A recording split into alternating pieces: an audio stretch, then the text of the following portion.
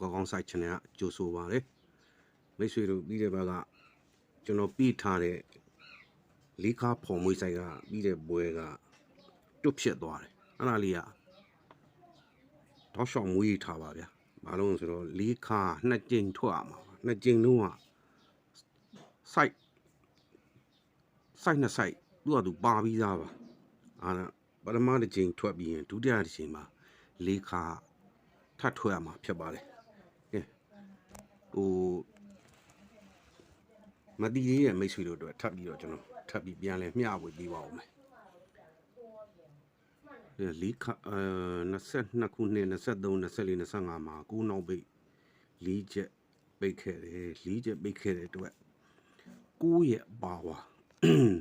လေးခါကိုနောင်နဲ့မှာစထွက်လိုက်တာနဲ့ဒီမှာစထွက်လိုက်တာနဲ့သူကသူ့ရဲ့ဒီဘက်ဘယ်ဘက်မြင်းကုန်6ထိပ်ရယ်6ထိပ်ရယ်ဒီလေးခါရယ်9လို့ဖြစ်တာ9လို့ဖြစ်ပြီးလေးခါထိုင်ပြီးတော့နောက်ထောင်3လုံးကတုံညနဲ့သူကပေါ်ခဲ့တာဒါပထမကဒုတိယဒီ9နောက်ပိတ်ကလည်းသူ့ရဲ့နောင်နှစ်မှာလေးခါလို့စပေါ်လိုက်တာနဲ့သူ့ရဲ့မြင်းကုန်4ထိပ်ရယ်5ထိပ်ရယ်3ညထိပ်ရယ်9လို့ထောင်ပြီးမှလေးခါထိုင်ပြီးတော့နောက်ထောင်3လုံး3ညနဲ့ပေါ်ခဲ့တာတတိယကဒီ9ပိတ်ကဒီ2025ထဲမှာလေးခါလို့စပေါ်လိုက်တာနဲ့သူကသူ့ရဲ့မြင်းကုန်က2ထိပ်ရယ်5ထိပ်ရယ်2ထိပ်ရယ်9လို့ရိုက်ပြီးတော့လေးခါပေါ်တယ်နောက်ထောင်3လုံးက3ညနဲ့ပေါ်လာအဲ့တော့နောက်ဆုံးကကျွန်တော်တို့ဒီမှာ25ခုနှစ်မှာ9ပိတ်ပိတ်ခဲ့တဲ့အတွက်ဒီ2026မှာ4ပိတ်လေးခါပေါ်မယ်အချိန်မှာပြီးတဲ့ပွဲကညက်သွားတာဒီမှာ9နှစ်ဆိုတော့9ဒီမှာလေးခါနှစ်လေးဒီက3ညဖြတ်အောင်လား1ဆိုတော့ပြီးတဲ့ပွဲကမွေးတဲ့လူတွေကနှစ်လေး1ဆိုရင်မနေဘူးပေါအောင်နှစ်1လေးထွက်သွားတဲ့အတွက်သူကတွတ်တည်ရကုန်တာဒီလေးခါဖော်မွေးဆိုင်ကဆက်မွေးထားပါသူကပထမတစ်ကြိမ်မျိုးမှာနောက်တစ်ကြိမ်မှာသူကလေးခါ2ကြိမ်ထိုင်တာပထမဒီမှာတစ်ကြိမ်ထိုင်တယ်ဒီမှာဒုတိယတစ်ကြိမ်ထိုင်တယ်နောက်ကဒီမှာပထမတစ်ကြိမ်ထိုင်တယ်ဒုတိယဒီမှာတစ်ကြိမ်ထိုင်တယ်ဟောဒီနှစ်ထဲမှာတော့3ကြိမ်ထိုင်သွားတာမနေ့ကလည်းဒီမှာတစ်ကြိမ်ထိုင်တယ်ဒီမှာတစ်ကြိမ်ထိုင်တယ်ဒီမှာလည်းထပ်ပါတယ်သူကအနည်းဆုံး2ကြိမ်ထိုင်ရမှာ2ကြိမ်လုံးမှာသူကသူ့ရဲ့စနစ်တွေပါပြီးသားပါအဲ့တော့လေးခါဖော်မွေးဆိုင်လေးကိုဘယ်တော့မှမကြမ်းတော့မိတ်ဆွေတို့မွေးထားပါပြီးတဲ့ဘက်ကမွေးတဲ့လူတွေကတော့တွတ်ဖြစ်သွားတာပေါ့ဗျာဟုတ်ခုကျွန်တော်ဆက်ပြမယ်ဆိုင်လေးကကျွန်တော်9ကြိမ်တော့လာမသိဘူးကျွန်တော်ပြဦးတဲ့ site ပါပဲအဲ့ site ကဘာလဲဆိုတော့ဗရိန်ငါ9နောက်ပိတ်နဲ့ဗရိန်ငါ3ချက်ရိုက်ထားတာ9နောက်ပိတ်နဲ့ဗရိန်ငါ9နောက်ပိတ်နဲ့ဗရိန်ငါဒီစနစ်တွေကဒီ9ခါ4ချက်နော်နောက်တစ်ခါဗရိန်ငါ3ချက်တန်းတော့ဒီစနစ်တရားကြီးကို site တွေကျွန်တော်ရှိမှာဒီနှစ်ကုန်ထီကိုမနှဲပါအောင်ရှိသေးတယ်ကျွန်တော်အချိန်မရောက်သေးလို့ကျွန်တော်မပြသေးတာပဲဖြစ်တာအဲ့တော့ဒီစနစ်တရားနေမှာမနှဲဘူး site တွေအများကြီးပါ site 10ခုကနေပြီးတော့10ခုလောက်ရှိတယ်ဆိုရင်ကို3ခုလောက်ကိုပေးသွားရင်ကိုတန်ပါတယ်ဗျာနော်အဲ့တော့ဘယ် site ကဘယ်လိုပြီးမယ်တော့ကျွန်တော်လည်းမသိဘူးကျွန်တော်မြင်တာလေးကိုတော့မိတ်ဆွေတို့ဖရီလကားချပြပေးတာဖြစ်ပါတယ်ကဲတစ်ချက်ကြည့်လိုက်အောင်ဗရိန်ငါ9နောက်ပိတ်ဗရိန်ငါ9နောက်ပိတ်ဗရိန်ငါ9နောက်ပိတ်3ချက်တန်းတယ်ဒီပထမဗရိန်ငါ9နောက်ပိတ်3ချက်လက်တန်းကိုနောင်နှစ်မှာတဲ့ဒီသူ့ရဲ့နောင်နှစ်မှာထိတ်စီ3ညထိတ်စီတန်းခဲ့တယ်ဒီ3ညထိတ်လို့ပေါ်လိုက်တာနဲ့ဒီဘက်ဇောင်းမှာထိတ်စီ3လုံး3ညလို့တန်းခဲ့တာအဲ့လိုတန်းခဲ့တဲ့အတွက်ကြောင့်မလို့လေဒီ3ညထိတ်စီတန်းခဲ့တဲ့အတွက်ကြောင့်မလို့တဲ့သူ့ရဲ့နောင်နှစ်မှာ3ညဖြစ်စဉ်ရိုက်ပြရပါမယ်တဲ့ညထိတ်ဒီ3ညထိတ်ရဲ့ဒီဘက်နှစ်မှာတဲ့သူကဗရိန်ငါ9နောက်ပိတ်နဲ့ဗရိန်ငါဖြစ်တဲ့အတွက်ကြောင့်မလို့တဲ့ဗရိန်ငါရဲ့ပါဝါ3ညခါထိုင်ရမှာရဲ့တဲ့နောက်ပြီးတော့3ညထိတ်စီတန်းခဲ့တဲ့အတွက်ကြောင့်မို့ခွာ3ညလို့လည်းဖြစ်ရပါမယ်ဖြစ်ပြီးတော့သူကသူ့ရဲ့အောက်မှာဒီထိတ်စီရဲ့သူ့တစ်နှစ်ကျော်ခုထိတ်စီရဲ့3ညထိတ်စီရဲ့3ညလို့ရိုက်တာတခါဒီခါထိတ်စီရဲ့ခါ3ညရဲ့တဲ့ဒီဘက်က6ခါရဲ့တဲ့အောက်က4ခါရဲ့လေ 3ညလို့ရိုက်တာရိုက်ပြီးတော့ဒီ3ညထိပ်ရဲ့6ခါရဲ့4ဘိတ်ရဲ့3ညလို့ရိုက်လို့3ည44ဆိုပြီးတော့3ညဖြစ်စဉ်3ည44တဲ့လို့ကြာတာပဲဖြစ်ပါတယ်ဒါက3ည3လုံးတန်းတဲ့အတွက်ကြောင့်ကျွန်တော်တို့အခုဒုတိယမြောက်ငါးနောက်ပိတ်တဲ့ဗရိတ်9လို့ဖြစ်တဲ့အတွက်သူ့ရဲ့နောက်နှစ်မှာတဲ့9ထိပ်စီ9ထိပ်စီ3ချက်တန်းခဲ့တယ်ဒီမှာ9ထိပ်စီ3ချက်တန်းခဲ့တယ်ဒီ9ထိပ်စီ3ချက်တန်းခဲ့တဲ့အတွက်ကြောင့်မလို့တဲ့သူ့ရဲ့နောက်နှစ်မှာ9ထွိုင်ဖြစ်စဉ်ဖြစ်ရပါမယ်တဲ့ဖြစ်တော့ကျွန်တော်တို့ကခုနလိုပဲသူ့ရဲ့တစ်နှစ်ကျော်မှာသူကငါးဗရိတ်9ခုနောက်ပိတ်ဖြစ်တဲ့အတွက်ကြောင့်မလို့တဲ့3ညခါလို့လေထိုင်ရမှာမယ်တဲ့ဗရိတ်9ကြောင့်3ညခါ9 3လုံးတန်းတဲ့ဖြစ်စဉ်ကြောင့်သူကခွာ9လို့လည်းဖြစ်ရမယ်တဲ့3ညခါခွာ9လို့ဖြစ်ပြီးသူ့ရဲ့အောက်ကဒီ9ထိပ်9 3ည3 9ထိပ်စီရဲ့တပင်းကျော်ကတဲ့3ထိပ်စီရဲ့တဲ့သူ့အောက်က3ထိပ်စီရဲ့9လို့ရိုက်တာတခါဒီ3ညခါရဲ့တဲ့သူ့ရဲ့တပင်းကျော်က3ညခါရဲ့အောက်က9ခါနဲ့ရတယ်9လို့ရိုက်တာရိုက်ပြီးတော့ဒီ3ထိပ်စီရဲ့3ညခါရဲ့နှစ်နောက်ပိတ်ရဲ့ဝီမောက်ခုံပေါင်းခြင်းက9လို့ရိုက်တော့3 5နှစ်လို့တဲ့ရတာပဲဖြစ်ပါတယ်ဒါကဒုတိယ9 3လုံးဖြစ်တဲ့ဖြစ်စဉ်ကိုသူပြန်ဖြီးတဲ့ဖြစ်စဉ်မှာအဲ့တော့ကျွန်တော်တို့တတိယကိုနောက်ပိတ်နဲ့ဗရိတ်9ဖြစ်စဉ်ဖြစ်သွားတယ်ဖြစ်ပြီးတော့သူ့ရဲ့နောက်နှစ်မှာသူကထိပ်စီ3လုံးကဘာတန်းခဲ့တော့ဆိုကျွန်တော်တို့9ထိပ်စီ3လုံး3ချက်တန်းခဲ့တယ်တဲ့ဒီ9ထိပ်စီ3ချက်တန်းတဲ့အတွက်ကြောင့်မလို့ကျွန်တော်တို့ကဒီဘက်နှစ်ထဲမှာခု2026ခုနှစ်မှာ9ထွိုင်ဖြစ်စဉ်ရိုက်ရပါမယ်တဲ့ဘယ်ချိန်မှာရိုက်မလဲတဲ့သူက9နောက်ပိတ်နဲ့ဗရိတ်9ဖြစ်တဲ့အတွက်ကြောင့်မလို့တဲ့3ညခါလို့ဖြစ်ရမယ်တဲ့9ထွိုင်ဖြစ်စဉ်ဖြစ်ဟို9 3လုံးတန်းတဲ့ဖြစ်စဉ်ကြောင့်ခွာ9လို့လည်းဖြစ်ရပါမယ်ဆိုကျွန်တော်တို့ဒီ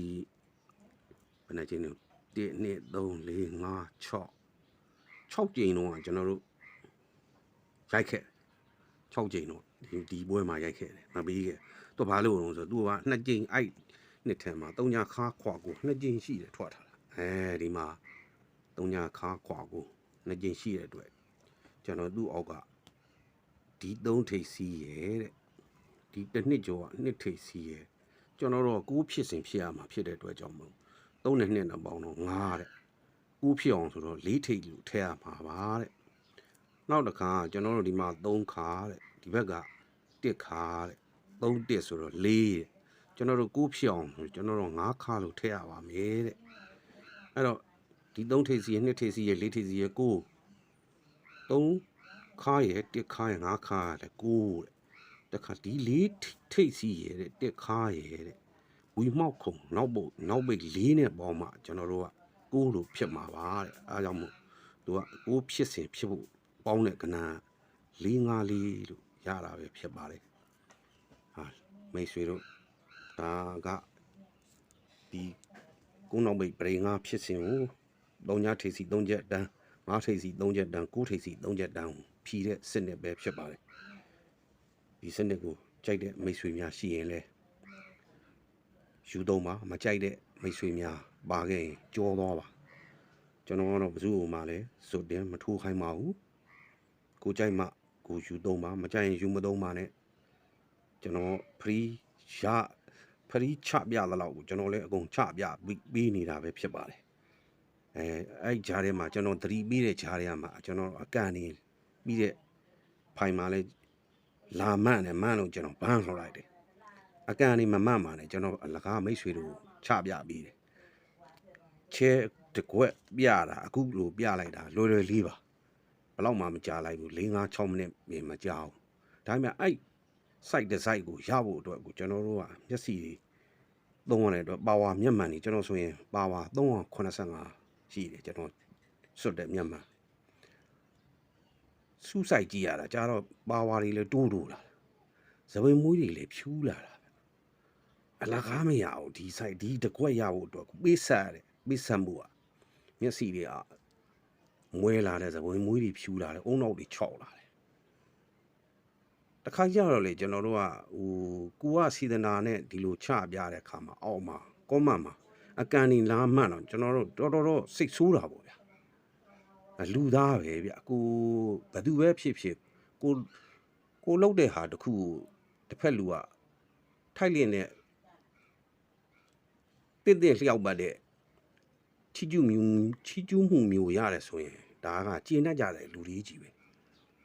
အဲ့လိုမဟုတ်ဘဲနဲ့လှုပ်လေပြသည်စေတနာလဲပြပြရသည်အောက်မှာအကန်နေမှန်ဟမ်ပြောသေးတာတကောကောင်းဆိုင်လို့လဲပြောသေးတယ်10ခွက်ဆိုင်ချပြလို့အဲ့ချပြလို့အဲ့လိုပြောတဲ့လူရောကျွန်တော်ပြောမှာစိုက်တဲ့စိုက်ကိုဒီလူကိုရှာနိုင်လို့လားရှာတတ်လို့လားကိုလည်းမရှာတတ်ဘူးသူများချပြပြီးတယ်လေအေးဆေးမနေဘူးตาလေးမထိုးမကြိုက်မကြည့်နဲ့မထိုးချင်ကြောသွားလိုက်မကြည့်ချင်ကြောသွားလိုက်အကန်နေမမှန်ကြပါနဲ့မှန်ရင်ကျွန်တော်တော့ဘာမှပဲနော်ကျွန်တော်လကားချပြပြီးတဲ့ဟာလေးကိုကိုအသားဒီကြီးလေးကြည့်သွားလိုက်ကြည့်ပြီးကြိုက်ရင်ထိုးလိုက်မကြိုက်ရင်မထိုးနဲ့ဘူးမှလည်းဆိုတင်မထိုးခိုင်းဘူးခင်ဗျားတို့ဟာစီဒနာနဲ့ချပြပြီးရတယ်ကျွန်တော်တို့မှလည်းအချိန်နေပြီးရတယ်ခါလီကျွန်တော်တို့လည်းကိုယ့်ရဲ့ရက်တည်မှုအတွက်ရောင်းတာတွေပါလေရှိတယ်ရောင်းကနန်းတွေပါလေရောင်းကနန်းလည်းကျွန်တော်တို့ကခင်ဗျားတို့ဇွတ်တင်းချုပ်ချက်ပြီးတော့ခင်ဗျားတို့ဝယ်ပါပြုပါလို့ရောင်းတာတစ်ခုမှမရှိဘူးစနစ်ကိုကြည့်လိုက်ဒီစနစ်ကလေးပြရတယ်တော့ပြသွားတဲ့ဟာလေဒီစနစ်ကတော့ပေးနိုင်လောက်တယ်မပေးနိုင်လောက်ဘူးကိုဝေဖန်သုံးသပ်မပေးနိုင်ဘူးမဖြစ်နိုင်ဘူးလို့ထင်မဝယ်နဲ့ဖြစ်နိုင်တယ်ထင်စိတ်ဝင်စားတယ်ဆိုရင်ဝယ်ကိုစိတ်ကြိုက်ဘယ်သူမှဇွတ်တင်မဝယ်ခိုင်းဘူးဘယ်သူမှလည်းဇွတ်တင်မထိုးခိုင်းဘူးကိုစိတ်နဲ့ကိုဆုံးဖြတ်အဲ့တော့အကန်လေးမမှတ်ပါနဲ့မှန်ကျွန်တော်ပြောတဲ့ကြားတွေကလာမှတ်တဲ့လူကအများကြီးရှိသေးတယ်မှန်ကျွန်တော်ဘာမှပဲဘာမှနော်စီဒနာပြအောင်တော့မလုပ်ကြနဲ့စီဒနာပြအောင်လုပ်ရင်ဘာမှပဲနောက်တစ်လုံးကြည့်မရအောင်ဘာမှနော်အဲ့တော့ဒီ site လေးကိုမိတ်ဆွေတို့ကြိုက်ရင်5လေးတဲ့ပါကြိုက်ရင်သုံးမကြိုက်ရင်မသုံးနဲ့ချင်းလေးဘယ်သူမှဇုတ်တင်မထိုးခိုင်းဘူးကိုလောဘနဲ့ကိုပဲပေါက်ရင်ရမယ်မပေါက်ရင်မရဘူးမပေါက်ရင်ခင်ဗျားတို့ငွေဆုံးမယ်ပေါက်ရင်ကြုတ်တယ်ဗျာမှပေးကြမလို့ခင်ဗျားတို့ပေးတယ်ကိုပေါက်ကိုယူသွားကြုတ်ထိုးတာပဲကြုတ်လဲပေါက်မှာပဲအဲ့တော့ကိုပေါက်ရင်ကိုယူသွားကျွန်တော်လည်းပေးစရာမလိုအဲ့တော့အလကားပြရတယ်အလကားပြတဲ့ဟာလေးအလကားကြည့်ပြီးထိုးသွားလိုက်ကြိုက်မကြိုက်ရင်မထိုးနဲ့ပေါက်လေကျွန်တော်ပေးစရာမလိုခင်ဗျားတို့စီဒနာပြအောင်တော့မလုပ်ကြနဲ့နော်အဲ့တော့ကျွန်တော်ပြတဲ့ဒီ site လေးနဲ့မိတ်ဆွေတို့ချက်ချီပေါက်ပါစေလို့ဆုမကောင်းတောင်းပါတယ်မိတ်ဆွေတို့အားလုံးစိတ်ချမ်းသာခြင်းကိုယ်ကြမ်းပါခြင်းနဲ့ပြည့်စုံကြပါစေ